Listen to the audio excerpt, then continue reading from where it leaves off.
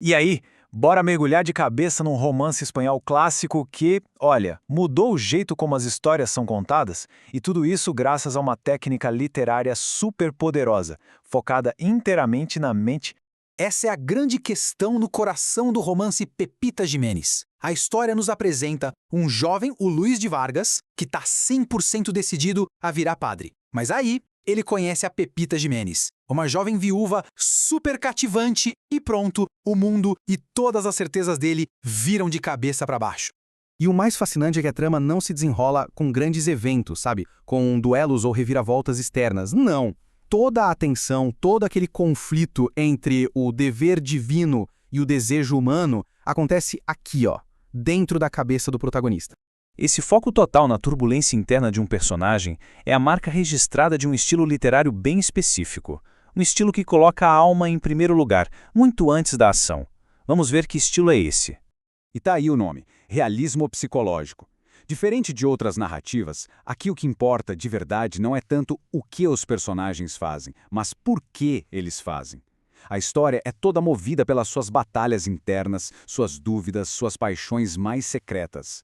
Agora, o que é bem interessante aqui é o contraste com o que estava rolando na época. A maioria dos autores do século XIX focava no realismo social. Eles usavam os livros para criticar a sociedade, para comentar sobre política. Mas o autor de Pepita Jiménez, ele foi por outro caminho, um caminho para dentro. Isso levanta uma pergunta super importante. Como é que o escritor consegue nos dar um acesso tão íntimo, tão sem filtros, aos pensamentos mais profundos de alguém? Qual foi a ferramenta que o Juan Valera, o autor, usou para colocar a gente dentro da cabeça do seu protagonista? A resposta, gente, está na própria estrutura do romance. É uma escolha narrativa simplesmente genial, que transforma quem está lendo em uma espécie de confidente. A arma secreta do Valera foi o formato epistolar. É isso mesmo, boa parte da história é contada por meio das cartas que o protagonista, o Luís, escreve para o tio dele. Nessas cartas ele tenta se enganar, tenta racionalizar o que está sentindo, mas acaba confessando toda a sua confusão e o seu amor crescente pela Pepita. Não tem um narrador dizendo o que ele sente, a gente ouve diretamente dele.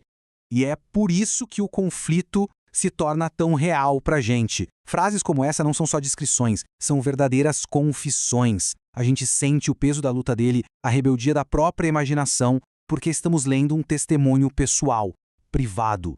E essa escolha de focar no mundo interior não foi por acaso, não. Ela está diretamente ligada à filosofia do próprio autor, o Juan Valera, e à visão única que ele tinha sobre o propósito da arte. Valera era um defensor ferrenho da arte pela arte. Para ele, a literatura não devia servir de ferramenta para propaganda social ou política. O objetivo dele era outro: criar beleza. Explorar as verdades universais, aquelas que nunca saem de moda, da psicologia humana.